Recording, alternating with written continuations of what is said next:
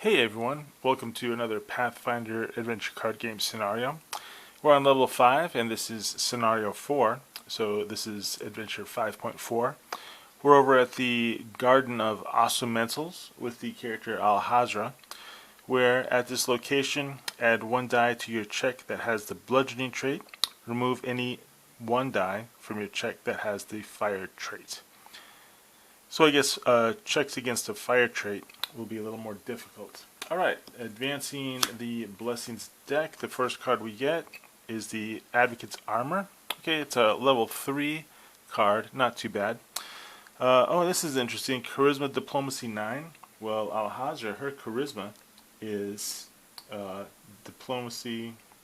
Well, her diplomacy is charisma plus 2, and her charisma is a plus 4, so it's a plus 6 modifier on a d10. Yeah, we'll go for it. So we had a plus 6, 7, 8, 9. Cool, we acquire that just right on the dot. That is pretty cool, I like it. It says, if proficient with light armors, recharge this card to draw an ally from your discard pile. Wow, I'd never, well, how about that? That is a really cool card. That's like the first time I've seen that. So we're going to put it in her hand, in Alahazra's hand, and what we're going to do is we have a Blessing of Horus. We're going to go ahead and use that to explore your location. Okay, so we're going to use the Blessing of Horus. We're going to explore our location, and we get a Fate Blade. Okay, we're on level 4. Or, I'm sorry, we're on level 5, and this is a weapon 4. So wow, we would really like to have this card. It's a Pharasma trait. For your combat check, reveal this card to use your dexterity or range skill plus 1d4 plus 1. You may additionally recharge this card to add another d4 if you reveal a blessing that has a Pharasma trait. Or if the Bane has the undead trait, add another 1d8. I mean, it's pretty cool. I mean, we don't need it. It'd be cool if we could use, since it has the Pharasma trait, we have this in our hand, the Ring of the Grasping Grave. It'd be cool if those were somehow, they're both Pharasma, but it'd be interesting if they were tied together a little better. So here we have a Divine 11. Well, this is really cool because, of course, Alahazra, her Divine skill is D10 plus 7. So we will just straight up, we have a blessing in our hand, but we don't want to save it. We kind of want this card, though. It's a weapon 4. We're going to be able to go to a trader. Okay, yeah, we're going to use a Blessing of Thoth. We might regret that, but it's 2d10. Adding 7 to this roll, well, that's a good thing we rolled that extra d10. So 7, 8 plus 7 is 15, so we do acquire this card. Okay, so awesome. We get, so far we got some pretty interesting items. We'll just keep it like that. The hand is fine. We have a hand size of 8 now, since we kind of leveled up. Advancing the Blessings deck. Okay, and we get the Dusk Taker. He's a Trigger Aberration. He's the villain of this scenario. Combat 23. We did not examine this card. Before you act, succeed at an Intelligence or Perception 10 check, or Dusk Taker is immune to the melee trait, and the difficulty to defeat is increased by 4. Okay, so Intelligence or Perception. Well, we don't have Intelligence. Well, the only thing we have is a D8 for our Intelligence. And we are out of Blessings. Okay, wow, so that's too bad. We used up 2 of our blessings already. So, it's an Intelligence 10 check. We don't have any buffs. We do have a trigger.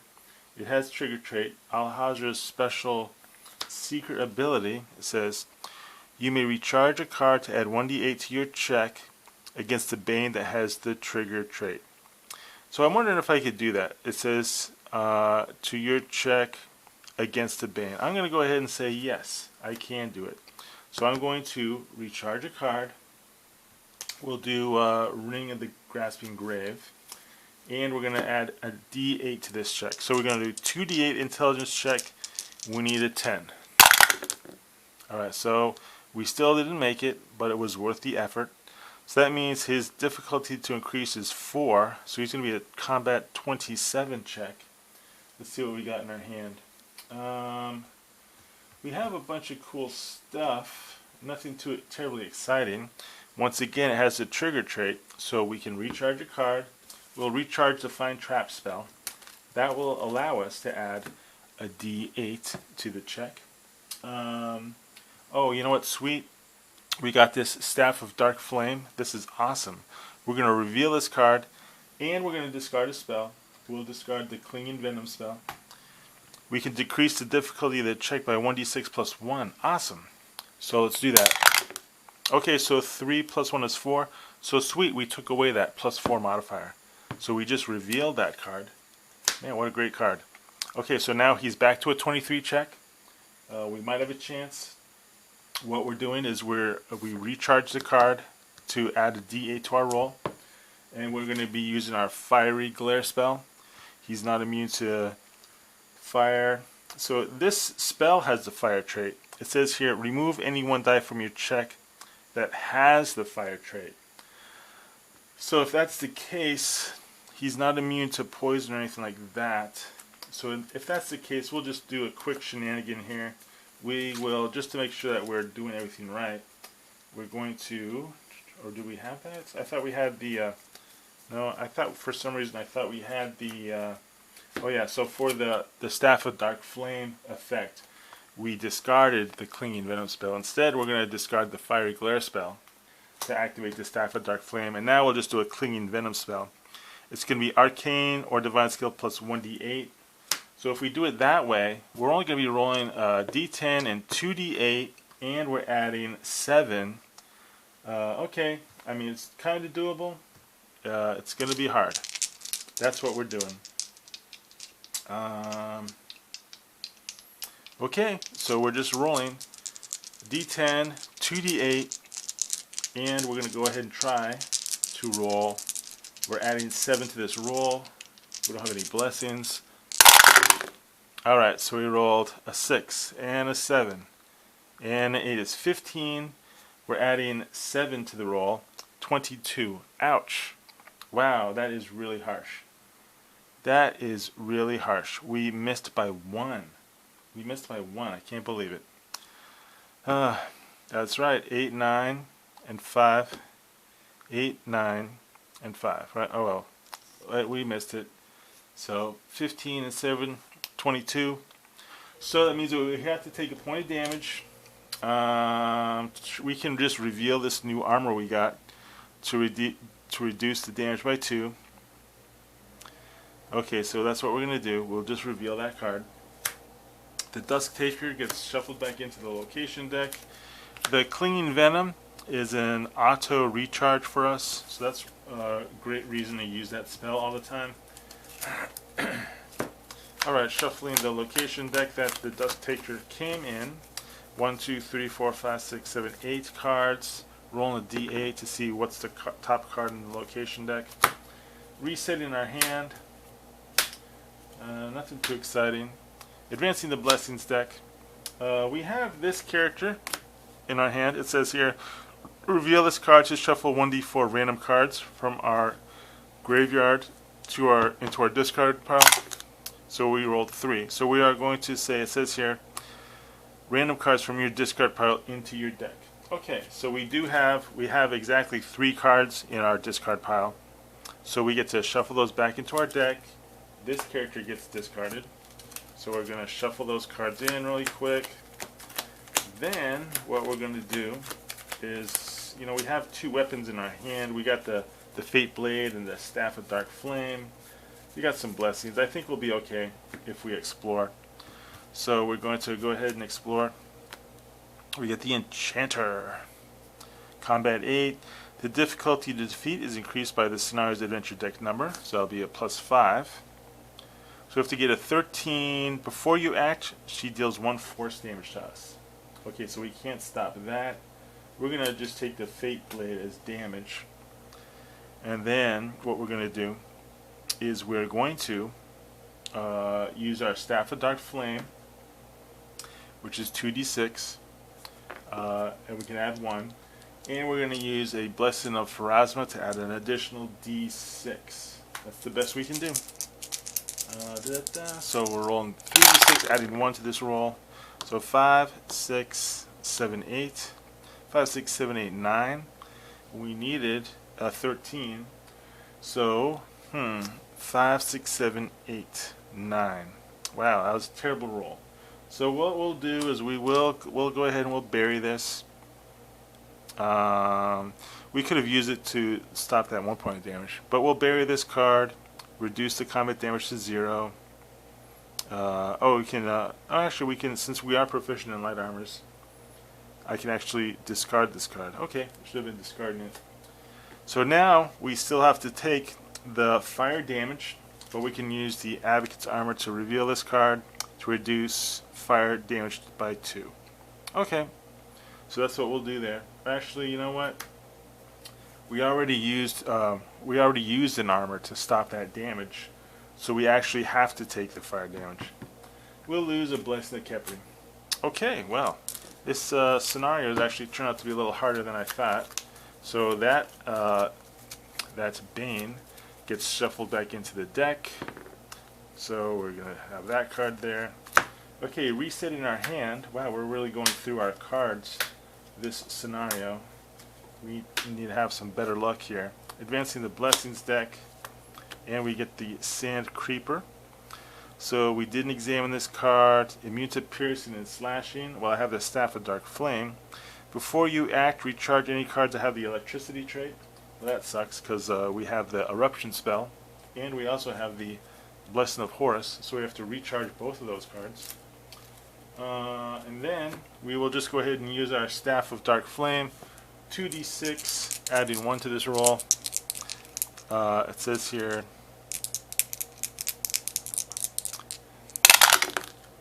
so we rolled 3, 6, 7. We needed a 9. We have a Blessing of Mat. Not really how we wanted to use it, but we can buff up that total. So we do defeat this creature. We should have just recharged a card instead of using the Blessing of Mat, because we could have recharged it instead of discarding it since it had the trigger trait. But as it is, this basic annoying creature is banished for the rest of the campaign. We don't have anything that would allow us to do some extra explorations. But you know what? I don't do this often, but I think now is the time to do this. Well, first of all, we need some blessings. I was going to use Alahazra's special ability. I'll tell you about that in a bit. I am resetting the hand. I didn't get any blessings, so I can't use that power that would allow her to examine cards. Because we need to examine some cards. We need to, well, first of all, advancing the blessings deck. We don't have any blessings, so we can't examine cards. Okay, he's back. Alright, well, we kind of wanted to square off against him again. So before you act, succeed at an intelligence or perception 10 check. Well, we have Maga 3 Fingers, so we're going to go ahead and use Maga 3 Fingers for this roll. We'll just see what we roll first of all. Alahazra, her intelligence is D8. Okay, so we rolled a 2. If we use Maga 3 Fingers, the most we can do is make that a 5, and we needed a total of a 10. Okay, so we can't use the melee trait, and the difficulty to defeat is increased by 4. So that means it's a 20. Ouch. 27. You know, I forgot to, so check that out. I think the first time I did this, I didn't do it correctly, because the Dusk Taker is now immune to the melee trait. So I can't even use the Staff of Dark Flame against it. How about that? I don't think that would have changed the outcome too drastically. So, but it's still pretty bad, because can't use the melee trait. So time to bring out the big guns. I got the Sirocco spell. Okay, so it's a Divine Skill plus 3d8. Okay, we might luck out here. We might roll some really high numbers. So since our Divine Skill is plus 7, we're adding 7 to this roll. We're assembling our dice here. We got 3d8. If I can find the d8. Okay, 3d8 and a d10. We need a 27. We're adding 7 to this roll thanks to our Divine check. And let's do it. Okay, so 8 and 8. So 10, 20. So 20 and 7. So how about that? That is pretty awesome. 10 and another 10 there. And we needed a 27, which we got to 27. So right on the nose, we defeated the Dusk Taker. We could have also recharged a card to make it actually a little easier since it had the trigger trait. But as it is, we're not going to complain. We'll take it. So the Dusk Taker, really a challenging individual there. We'll roll to see if we recharge the Sirocco spell. And we didn't. It gets discarded. We are able to reset our hand. We had more than enough cards, so we did survive. Okay, that was a really interesting, I like that villain. So let's go ahead and check out where we're at. We'll do a deck check. We haven't done one of those in a while. And I do want to just show you the state of Alahazra's deck. So here's where her deck is. These are her cards. She's got that Ring of the Grasping Grave. She's got the Wand of Scorching Ray. This was her discard pile this game. She had this. So she did discard quite a few cards. She got the Fate Blade. And this ally kind of helped her out. I'm glad we decided to keep him or her around. So we got some interesting options here. I like this Advocate's Armor. You know, I might actually keep it. I wish that, let's go ahead and see what the reward, so this is the state of Alahazra's deck. That's where she's at here. Let me see, can I zoom out here? Okay, so these are all the cards in her deck. The reward for the scenario was a skill feat. So what I'm going to do is I'm going to go ahead and I'm going to max out her wisdom. That's pretty cool. So she's been doing pretty good. I just think since we're on the wisdom track, so that's her skill feat. We bumped up her wisdom. And now, so since her card list says that she can only have one weapon, she might as well try to trade the Fate Blade. And is there anything else, other level 4 spells she could trade? She might be able to trade, so she could trade like at the Eruption of the Sirocco spell if she wanted to, because those are level 3 and 4. She wants to keep the Advocate Armor. She really doesn't have a lot of interesting things to trade, and she can't really hold on to a lot. She wants to keep her items. Those are really good. The allies, you know, not so great. So she does want to get rid of the Fate Blade, and we didn't gain another ally here. Let's go ahead. We'll go to Hayden Hopper just for fun. We'll see what kind of spells he's offering. I mean, maybe we want to trade the Fate Blade. Let's see. Weapon 3/4. I really like that Staff of Dark Flame. I think we want to go ahead and keep it. I mean, it has the if we got maybe we should get like a new weapon. We'll go to Hayden Hopper. Let's go ahead and see what kind of spells he's offering us. So 1, 3, 1, 2, 3. So from this part of the stack, looking for level 4 and 5. So we can get a Pillar of Life from Hayden Hopper, or we can get let's look at these level or Jolting Portent. Wow, how about that? I haven't actually seen that spell or looked at it too closely. So Jolting Portent. For your combat check, discard this card to use your Divine Skill plus 3d8. If the Bane has a power that happens before you act, add another d8. If it has a power that happens after you act, add another d8. Wow. After playing this card, if you don't have the Divine Skill, banish it. Well, actually, you know, that is really an awesome spell, the Jolting Portent. You know, we'll have to trade that to, we don't want the Pillar of Life. That's a good spell, too. So we're going to trade Hayden Hopper, the Fate Blade, and then are we either going to get rid of the Sirocco spell or the Eruption spell in order to add the Jolting Portent? Well, I will let you know my decision at the start of the next adventure. That was a pretty cool scenario. I liked it a lot. Alahazra is moving right along. We're more than halfway done with level 5, and then we just have level 6 to go. So this whole campaign is shaping up very nicely. Alright, well, thank you for watching, and I will have another scenario up shortly.